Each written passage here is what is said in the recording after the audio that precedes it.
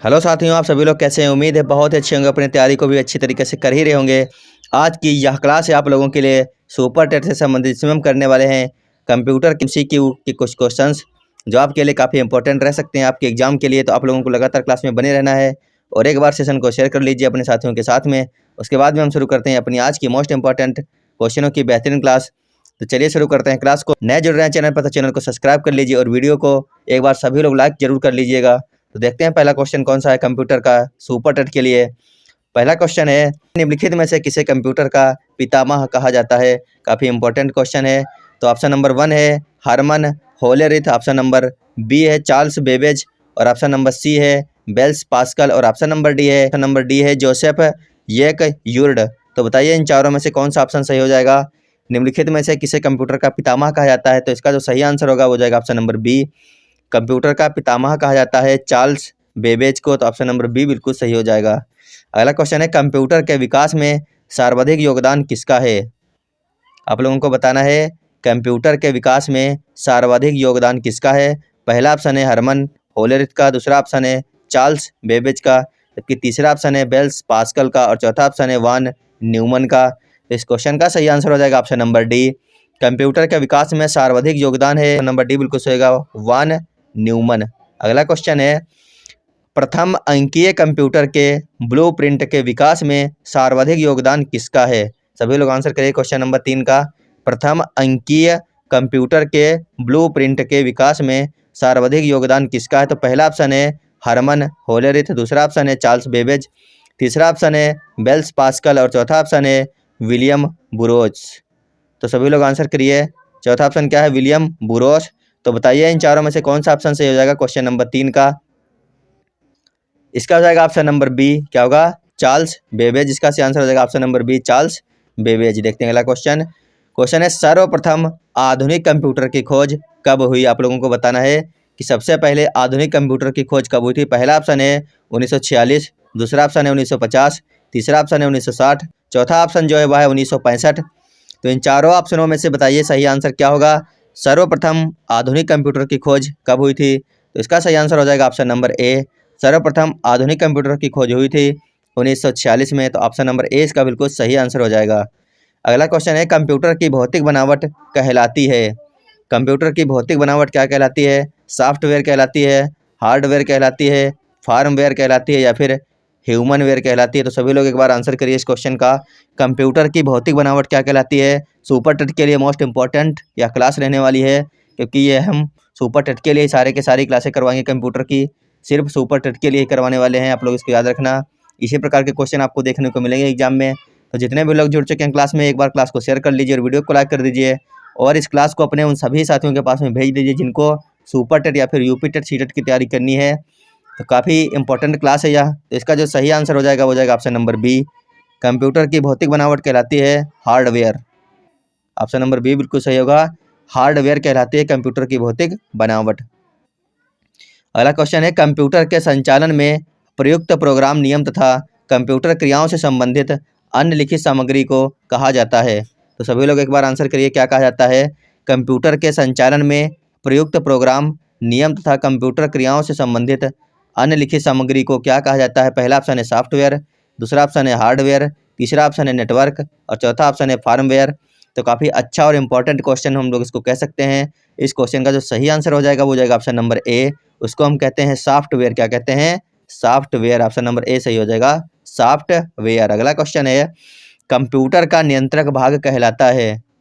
सभी लोग आंसर करिए एक बार। कंप्यूटर का नियंत्रक भाग क्या कहलाता है। प्रिंटर, कुंजी पटल, सीपीयू या फिर हार्ड डिस्क। तो सभी लोग एक बार आंसर बताइए इसका क्या सही है। क्वेश्चन नंबर 7 का, कंप्यूटर का नियंत्रक भाग कहलाता है सीपीयू। क्या कहलाता है, सीपीयू, यानी ऑप्शन नंबर सी बिल्कुल सही हो जाएगा इसका। अगला क्वेश्चन है, वह हार्डवेयर डिवाइस कौन सी है जिसे आमतौर पर कंप्यूटर का ब्रेन कहा जाता है। तो सभी लोग आंसर करिए एक बार क्वेश्चन नंबर 8 का। वह हार्ड डिवाइस कौन सी है जिसे आमतौर पर कंप्यूटर का ब्रेन कहा जाता है या फिर कहलाता है।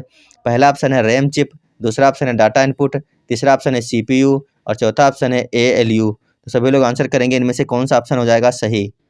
तो क्वेश्चन नंबर 8 का देखा जाए तो ऑप्शन नंबर सी बिल्कुल सही हो जाएगा। क्या हो जाएगा, सीपीयू बिल्कुल सही आंसर इसका ऑप्शन नंबर सी, सीपीयू। तो चलिए चलते हैं अगले क्वेश्चन पर। अगला क्वेश्चन देखते हैं कौन सा रहने वाला है। क्वेश्चन नंबर 9 है, कंप्यूटर का सबसे महत्वपूर्ण भाग है, सभी को बताना है इनमें से कंप्यूटर का सबसे महत्वपूर्ण भाग कौन सा है।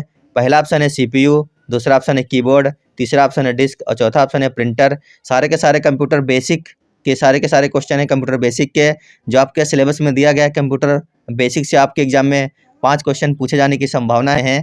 तो इसका सही आंसर बताइए क्या होगा। कंप्यूटर का सबसे महत्वपूर्ण भाग होता है वह कौन सा होता है, तो वह होता है CPU, यानी ऑप्शन नंबर ए इसका से हो जाएगा CPU। क्वेश्चन नंबर 10 है, कंप्यूटर हार्डवेयर जो आंकड़ों की बहुत अधिक मात्रा को भंडार में रख सकता है कहलाता है। क्या कहलाता है? डिस्क कहलाता है, चिप कहलाता है, चुंबकीय टेप कहलाता है, या फिर इनमें से कोई भी नहीं। तो आंसर करना है आप लोगों को क्वेश्चन नंबर 10 का। कंप्यूटर हार्डवेयर जो आंकड़ों की बहुत अधिक मात्रा को भंडार में रख सकता है वह कहलाता है चिप कहलाता है। क्या कहलाता है? चिप कहलाता है। ऑप्शन नंबर बी बिल्कुल सही होगा, चिप। अगला क्वेश्चन है, इंटीग्रेटेड सर्किट चिप का विकास किसने किया है। इंटीग्रेटेड सर्किट चिप का जो विकास किया है वह किया है JS किल्बी ने, यानी ऑप्शन नंबर सी बिल्कुल सही हो जाएगा। क्या हो जाएगा? JS Kilby. Option number C इसका सही आंसर है। अगला क्वेश्चन है, IC पर किसकी परत होती है।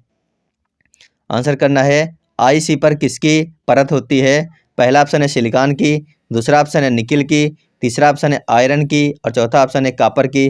तो काफ़ी अच्छा यह क्वेश्चन है, IC पर किसकी परत होती है। तो क्वेश्चन नंबर 12 का हो जाएगा ऑप्शन नंबर ए। IC के ऊपर सिलिकॉन की परत होती है, किसकी होती है? सिलिकॉन की होती है। तो इसका ऑप्शन नंबर ए बिल्कुल सही होगा, सिलिकॉन। तो चलिए देखते हैं अगला क्वेश्चन। क्वेश्चन है, चुंबकीय डिस्क पर किस पदार्थ की परत होती है। अच्छा क्वेश्चन है, चुंबकीय डिस्क पर किस पदार्थ की परत होती है। पहला ऑप्शन है आयरन ऑक्साइड की, दूसरा ऑप्शन है फास्फोरस पेटा ऑक्साइड की, तीसरा ऑप्शन है मैग्नीशियम ऑक्साइड की और चौथा ऑप्शन है सोडियम पेरो ऑक्साइड की। तो सभी लोग आंसर करेंगे एक बार। चुंबकीय डिस्क पर किस पदार्थ की परत होती है। तो क्वेश्चन नंबर 13 का देखा जाए तो ऑप्शन नंबर ए बिल्कुल सही होगा। चुंबकीय डिस्क के ऊपर जो होती है आयरन ऑक्साइड की परत होती है। तो इसका ऑप्शन नंबर ए अगर कहा जाए तो बिल्कुल सही हो जाएगा, आयरन ऑक्साइड। अगला क्वेश्चन है, कंप्यूटर में किसी शब्द की लंबाई किसमें मापते हैं। बहुत ही अच्छा और शानदार क्वेश्चन कह सकते हैं। कंप्यूटर में किसी शब्द की लंबाई किसमें मापते हैं। बाइट में, बिट में, मीटर में या फिर मिलीमीटर में। तो सभी लोग आंसर करिए एक बार। इस क्वेश्चन का अच्छा और आसान क्वेश्चन भी कह सकते हैं। तो इसका जो सही आंसर हो जाएगा वो हो जाएगा ऑप्शन नंबर बी। कंप्यूटर में किसी शब्द की लंबाई मापते हैं, बिट में किसमें मापते हैं, बिट में मापते हैं। तो आप लोग याद रखना, महत्वपूर्ण क्वेश्चन आपके एग्जाम के लिए, बिट। अगला क्वेश्चन है, MB में मापते हैं। MB में क्या मापते हैं? भूकंप की तीव्रता, जनसंख्या घनत्व या फिर शक्ति व्यय की क्षमता या फिर कंप्यूटर की स्मृति क्षमता। तो सभी को आंसर करना है, MB में क्या मापते हैं। क्वेश्चन नंबर 15 का आंसर बताइए, MB में क्या मापा जाता है। तो इसका सही आंसर, जो सही आंसर है वह हो जाएगा ऑप्शन नंबर डी। कंप्यूटर की स्मृति क्षमता को मापा जाता है MB में। ऑप्शन नंबर डी बिल्कुल सही हो जाएगा इसका। अगला क्वेश्चन है, स्टोरेज माध्यम की क्षमता की इकाई है। स्टोरेज माध्यम की क्षमता की इकाई इनमें से क्या है। पहला ऑप्शन है बाइट, दूसरा ऑप्शन है बिट, तीसरा ऑप्शन है बग और चौथा ऑप्शन है घन मीटर। तो आंसर आप लोगों को बताना है कि स्टोरेज माध्यम की क्षमता की इकाई इनमें से क्या है। तो क्वेश्चन नंबर 16 का हो जाएगा ऑप्शन नंबर ए। स्टोरेज माध्यम की क्षमता की इकाई है बाइट। ऑप्शन नंबर ए बिल्कुल सही होगा, बाइट। देखते हैं अगला क्वेश्चन। क्वेश्चन है, 1024 बाइट किसके बराबर है। पहला ऑप्शन है 1 TB के, दूसरा ऑप्शन है 1 GB के, तीसरा ऑप्शन है 1 MB के और चौथा ऑप्शन है 1 KB के। सभी लोग बताइए 1024 बाइट किसके बराबर है इनमें से। इसका सही आंसर क्या हो जाएगा। तो इस क्वेश्चन का सही आंसर जो है वह हो जाएगा ऑप्शन नंबर डी। 1024 बाइट बराबर होता है 1 KB के। किसके होता है? 1 KB के बराबर होता है 1024 बाइट। अगला क्वेश्चन है, किसी प्रोग्राम में बग क्या होता है।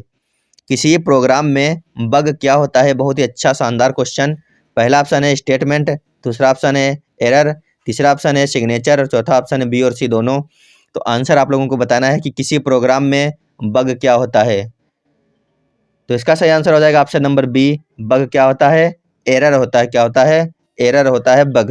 देखते हैं अगला क्वेश्चन। क्वेश्चन है, मेमोरी शब्द किससे संबंधित है। लॉजिक से, कंट्रोल से, इनपुट से स्टोरेज से। तो बताइए इन चारों में से मेमोरी शब्द किससे संबंधित है? इससे आसान क्वेश्चन कोई भी नहीं बन सकता है आपके एग्जाम में अगर ये क्वेश्चन बन गया। सबसे आसान क्वेश्चन, आज की क्लास का भी सबसे आसान क्वेश्चन है ये। इस क्वेश्चन का सही आंसर ऑप्शन नंबर डी है। सभी को पता है, सभी के पास में मोबाइल भी है। मेमोरी का जो संबंध होता है वह होता है स्टोरेज से, यानी ऑप्शन नंबर डी सही होगा, स्टोरेज से। अगला क्वेश्चन है, पीसी का अर्थ क्या है? व्यवसायिक गणक, निजी कंप्यूटर, व्यक्तिगत कंप्यूटर या फिर निजी गणक? तो सभी लोग आंसर करेंगे। पीसी का अर्थ क्या होता है? पर्सनल कंप्यूटर होता है, यानी व्यक्तिगत कंप्यूटर इसको कह सकते हैं। तो ऑप्शन नंबर सी इसका बिल्कुल सही आंसर हो जाएगा। पीसी का अर्थ होता है व्यक्तिगत कंप्यूटर। तो ऑप्शन नंबर सी इसका सही आंसर है।